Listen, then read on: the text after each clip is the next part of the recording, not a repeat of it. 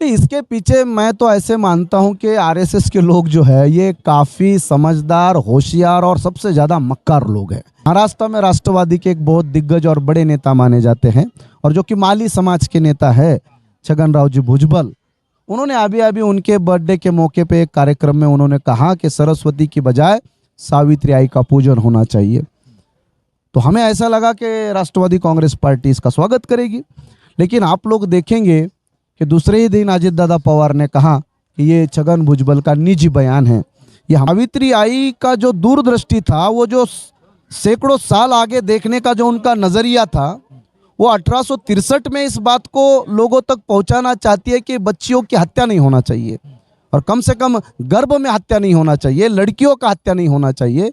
लड़कियों को जिंदा रखने के लिए, लड़कियों को बचाने के लिए, लड़कियों को पढ़ाने के लिए सही मायने में पूरे देश में अगर किसी ने सबसे बड़ा काम किया है तो ज्योतिराव फुले और सावित्रीबाई फुले ने किया है। सबसे पहले तो द थिंक की टीम को मैं हार्दिक हार्दिक शुभकामनाएं देता हूं और आज लखनऊ, दिल्ली से लेकर नागपुर और पूना तक हर देश के कोने कोने में आपकी टीम के माध्यम से जो करोड़ों लोगों तक वंचितों की, बहुजनों के विचार और आवाज़ पहुंचाने का काम हो रहा है, उसके लिए मैं आपको शुभकामनाएं देता हूं।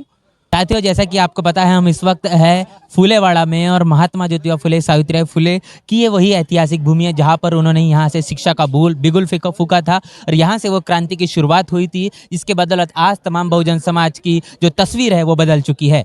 हम लोग इस वक्त सावित्रीबाई फुले की जयंती को मनाने के लिए यहाँ पर खड़े हुए हैं। तमाम जमावड़ा यहाँ पर हमको देखने मिल रहा है। ऐसे में हमारे साथ है यहाँ पर वंचित बहुजन आघाड़ी के नेता सर्वजीत बनसोड़े साहब और इनसे हम बातचीत करेंगे, जानेंगे कि आज की सावित्रीबाई फुले की जयंती के उपलक्ष्य पर वो क्या कहना चाहते हैं अपने पार्टी की तरफ से और इस देश के अंदर में तमाम जो मुद्दे लगातार चल रहे हैं उनको लेकर उनका क्या मानना है। जय भीम सर। जय भीम। आज के सावित्रीबाई फुले की जयंती के उपलक्ष्य पर किस तरीके से आप और अपने पार्टी के माध्यम से आप उन्हें नमन कर रहे हैं, कैसे अभिवादन कर रहे हैं? सबसे पहले तो द थिंक की टीम को मैं हार्दिक हार्दिक शुभकामनाएं देता हूं और आज लखनऊ, दिल्ली से लेकर नागपुर और पूना तक हर देश के कोने कोने में आपकी टीम के माध्यम से जो करोड़ों लोगों तक वंचितों की, बहुजनों के विचार और आवाज़ पहुंचाने का काम हो रहा है, उसके लिए मैं आपको शुभकामनाएं देता हूं। और सावित्रीबाई फुले के आज जयंती के मौके पर सारे देशवासियों को मैं शुभकामनाएं देता हूं। लेकिन साथ ही साथ आप देख रहे हैं कि महाराष्ट्र में पिछले 1 सालों से खास करके सावित्रीबाई का भी बहुत बड़े पैमाने पर अपमान किया गया। वो 9 साल की उम्र में उन्होंने ज्योतिराव के साथ शादी किया और उनके उस उम्र में शादी करने की बात को लेके महाराष्ट्र के राज्यपाल ने जो उनका भद्दा मजाक बनाया, उस मजाक के बाद भी आज तक ना राज्यपाल ने कभी माफ़ी मांगी है, ना सावित्रीबाई के को मानने वाले लोगों ने उस तरीके का कोई अभियान चलाया। लेकिन इस बात का हमें गर्व भी है, फ़ख्र भी है कि ऐसा ही महाराष्ट्र के नेता भारतीय जनता पार्टी के चंद्रकांत पाटिल जी ने बाबा साहब अम्बेडकर और ज्योतिराव फुले और कर्मवीर दादा साहब का अपमान किया, तो उस अपमान का बदला भी पूना के, पिंपरी के लोगों ने लिया, वो सारे महाराष्ट्र ने देखा।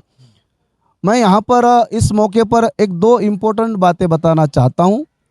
इसमें सबसे पहली बात कि सावित्रीबाई फुले ने जो 1863 में यहाँ पे बाल हत्या सुधार प्रतिबंधक गृह निर्माण किया था और आज के जो हालात हैं, जहाँ तक मेरे पास आंकड़े हैं, उन आंकड़ों के हिसाब से देखा जाए तो 2019 तक 90 लाख से भी ज़्यादा बच्चियों का गर्भ में हत्या करने के सरकार के आंकड़े हमारे पास उपलब्ध हैं।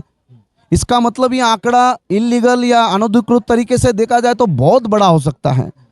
यानी सावित्रीबाई का जो दूरदृष्टि था, वो जो सैकड़ों साल आगे देखने का जो उनका नजरिया था, वो 1863 में इस बात को लोगों तक पहुंचाना चाहती है कि बच्चियों की हत्या नहीं होना चाहिए और कम से कम गर्भ में हत्या नहीं होना चाहिए, लड़कियों का हत्या नहीं होना चाहिए। लड़कियों को जिंदा रखने के लिए, लड़कियों को बचाने के लिए, लड़कियों को पढ़ाने के लिए सही मायने में पूरे देश में अगर किसी ने सबसे बड़ा काम किया है तो ज्योतिराव फुले और सावित्रीबाई फुले ने किया है और उसके बाद बाबा साहब अम्बेडकर ने इसको संवैधानिक रूप देने का काम किया।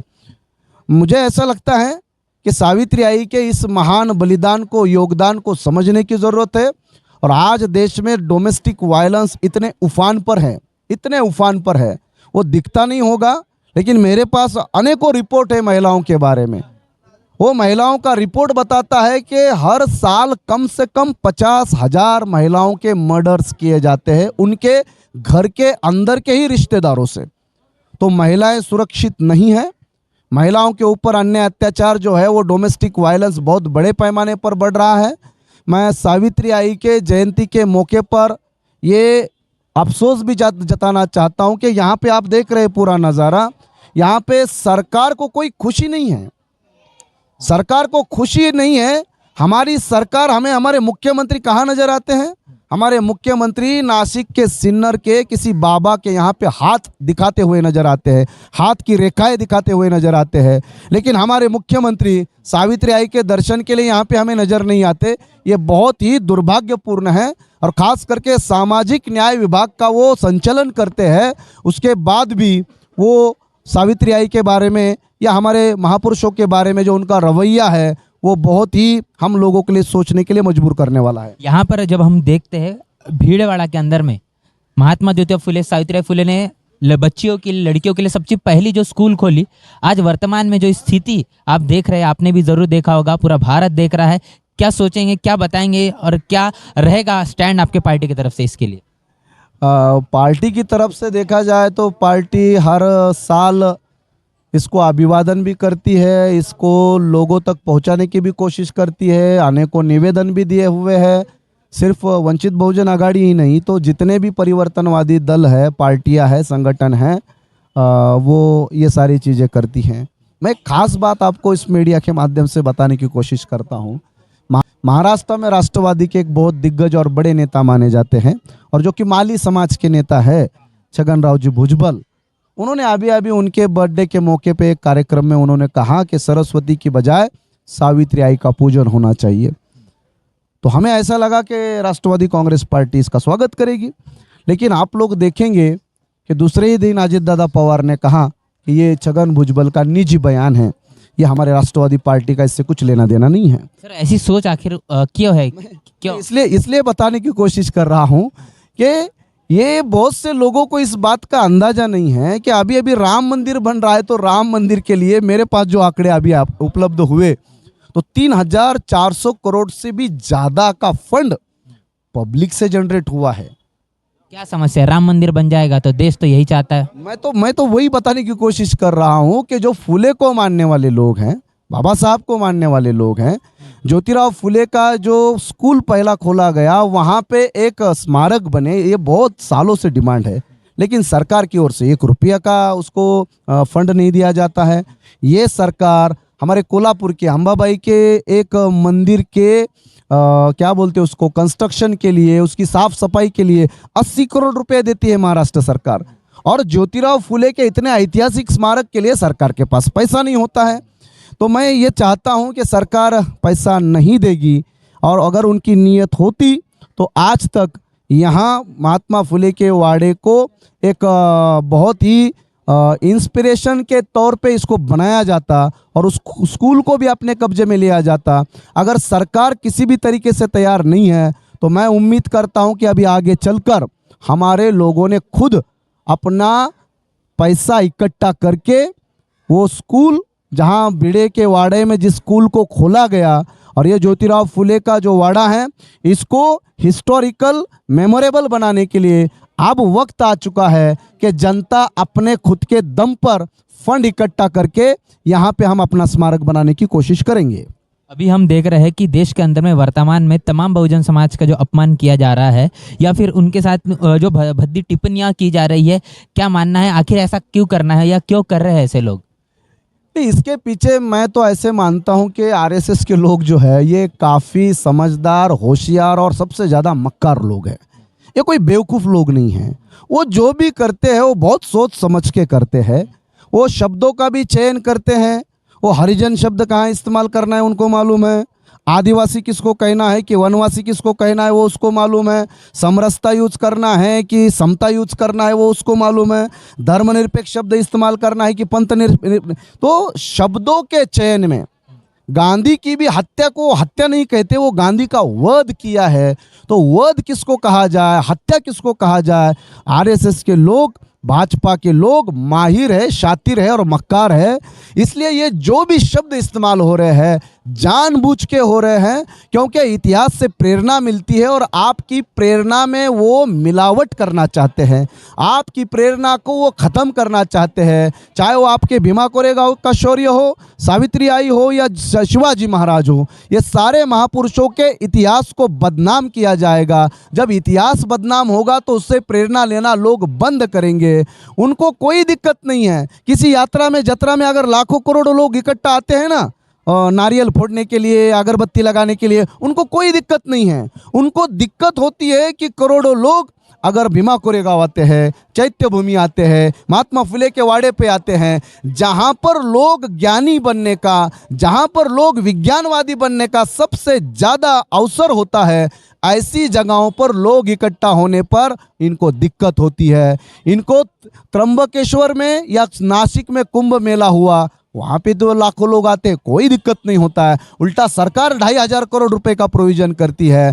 पंढरपुर में भी लाखों लोग आते हैं, कोई दिक्कत नहीं होता है, क्योंकि जहाँ भक्ति है वहाँ पे कोई दिक्कत नहीं है। लेकिन जहाँ ज्ञान, विज्ञान और क्रांति की अवसर पैदा करने वाली बात है, इनको बहुत तकलीफ होती है और ये तकलीफ को हम लोग जानते हैं। और आने वाले दिनों में मुझे पूरी उम्मीद है कि धीरे धीरे लोग जानकार बनेंगे, समझदार बनेंगे, क्योंकि बेवकूफ़ लोगों पर राज किया जा सकता है, समझदार लोगों के ऊपर कोई राज नहीं कर सकता। इसलिए लोगों को समझदार बनाने का जो हम लोगों का अभियान है वो ज़रूर सफल होगा। आज के सावित्रीबाई फुले की जयंती को लेकर और साथ ही तमाम आपके साथ में जो लोग हैं इनके माध्यम से और आपकी पार्टी के माध्यम से क्या संदेश देना चाहेंगे पूरे देश को? पूरे देश में हम यही संदेश देना चाहेंगे कि खास करके महिलाओं को बहुत उम्मीद है। कभी कभी बुरा लगता है कि जिन महिलाओं को पढ़ाने के लिए सावित्री आई ने ब्राह्मणवादियों के इतने पत्थर खाए, उनका सर फूटा और गाली गलौज बर्दाश्त किया, अब ऐसा लगता है कि वो जो पत्थर मार रहे थे ना, और मैं आज देखता हूँ महिलाओं का नज़ारा, तो महिलाएं उन्हीं पत्थरों को पूजने में अपनी दिन और अपनी ज़िंदगियाँ लगा रही हैं। क्या ये वही पत्थर हैं जो पत्थर महिलाओं को पढ़ने के लिए रोकते थे? आज उन्हीं पत्थरों के सामने महिलाएं माथा टेकती है, ऐसा मुझे महसूस होता है। इसलिए मैं विनती करना चाहूँगा, मैं धार्मिक भावनाओं को मैं समझता हूँ, लेकिन मुझे ऐसा लगता है कि महिलाओं को गुलामी से मुक्त करने का सावित्री आई और ज्योतिराव फुले ने जो अभियान चलाया, उस अभियान को समझने की और उनके उपकारों की जान रखने की ज़रूरत है। और ऐसा मैं महिलाओं को भी और तमाम बहुजन समाज को भी विनती करूंगा कि कम से कम आप हर चीज़ को जानते हो। नवरात्र में हर दिन कौन सा कलर पहनना चाहिए, अमावस्या कब है, पूर्णिमा कब है, यात्रा कहाँ पे है, जत्रा कहाँ पे है, छोटी से छोटी ब्राह्मणवादी व्यवस्था की छोटी से छोटी बात आपको याद होती है। लेकिन सावित्री आई का जन्मदिन हमें नहीं पता होता, उनका जिस दिन देहांत हुआ वो देहांत का दिन हमें पता नहीं होता। जिन महापुरुषों ने आपके लिए जिंदगियां, जवानियां कुर्बान की है, ब्राह्मणवादियों से पंगा लेके उन्होंने सबसे बड़े अपने दुश्मन पैदा किए, अपनी जिंदगी दांव पर लगाई, उन लोगों के जन्मदिन तक आपको याद नहीं होते। आप उनके जन्मदिन के मौके पर उनको सलाम करना भी आप लोगों को महसूस नहीं होता है। ये बहुत ही घिनौनी और बहुत ही शर्मनाक बात है। मैं इन ऐसे सोच रखने वाले लोगों की मैं कड़ी निंदा करता हूं।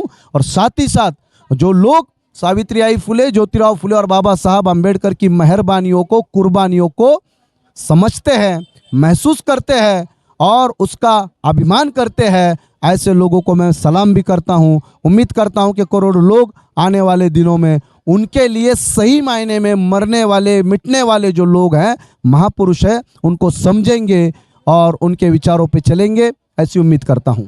साथियों, हमने पूरी बातचीत यहाँ पर देखी। सावित्रीबाई फुले की जयंती के उपलक्ष्य पर हम लोग इस भीड़वाड़ा में थे। बहुजन वंचित आघाड़ी के माध्यम से जो सवाल हमने यहाँ पर लिए, उनके जवाब आपने सुना। क्या सोच रखते हैं इन तमाम सवालों को लेकर, क्या प्रतिक्रिया है, वो प्रतिक्रिया हमें कमेंट बॉक्स में जरूर बताएं। बने रहे द थिंक के साथ, तब तक के लिए जय भीम, जय भारत। बहुजन विचारधारा को घर घर तक पहुँचाने के लिए हमारे YouTube चैनल को सब्सक्राइब करें, लाइक करें, कमेंट करें, शेयर करें और बेल आइकन की घंटी दबाना ना भूलें।